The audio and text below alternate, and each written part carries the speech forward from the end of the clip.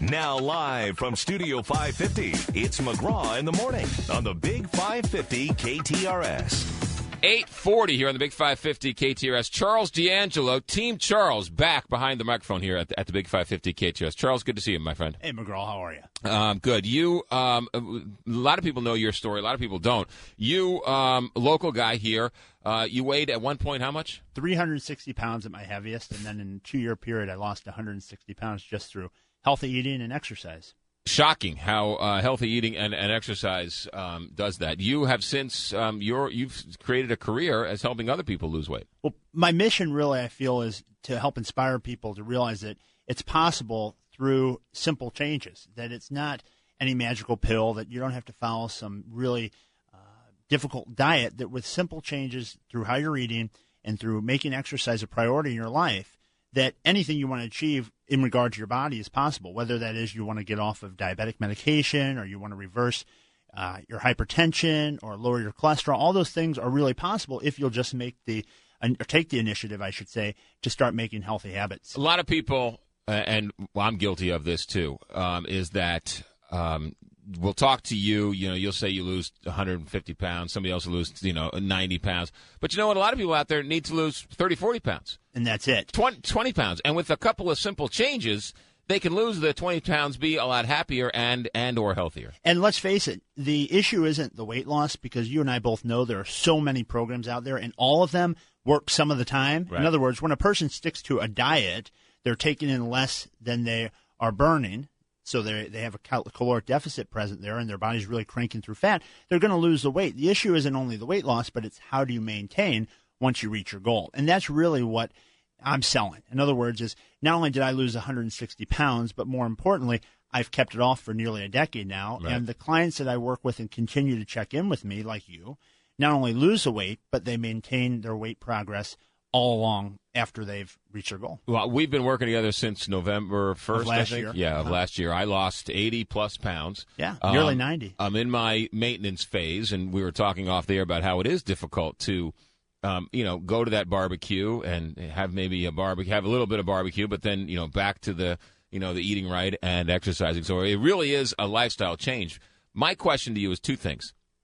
One is, what was the key for you to say, that's it, I've had enough, I want to lose this weight? I think for most people, it's a multitude of things. It's not just one thing.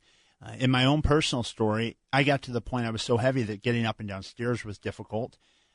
I had no personal relationships with any member of the opposite sex. Mm-hmm. So as a young man, being a teenager, that's definitely a motivator. Sure, right. You want to start dating and everything else.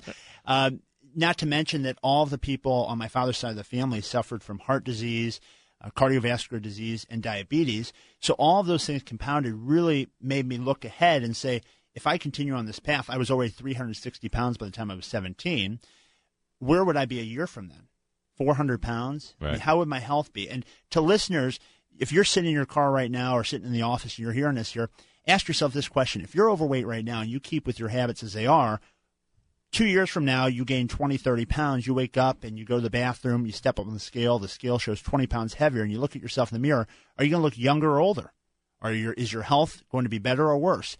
And obviously, a lot of danger is up ahead if people aren't willing to make the changes that they need to reverse their health. Supermodel recently said, nothing tastes as good as skinny feels. Yeah, that's such an old saying. And I had, Christine Buck is who got you to come see me, right? From Channel 11.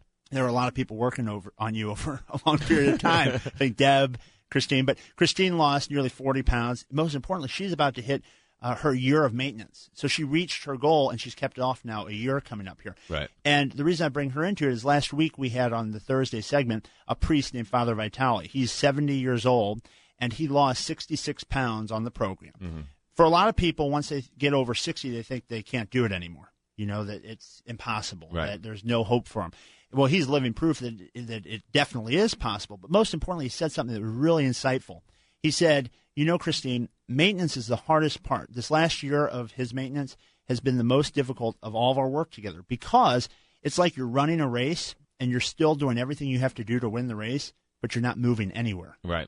And that's what you and I were talking about off air, is that once you reach your goal, you have to do the same type of things for Really, nothing. Right. Well, Just stay the same. To maintain. Well, here's what I find fascinating about all of this, and you really don't notice it until you go through it, until you say, "Thank you, I don't want that piece of cheesecake." Until you look at that food, and the pain you associate to being overweight is greater than the pleasure you associate to that food. Right. You're going to struggle with it. You have to get to the point where when you see those things, you're so, and I hate to use the word fear, but in the beginning, it has to be a healthy fear, which eventually evolves into a respect. In other words, you know that there's a time and place for those foods, and you plan them in.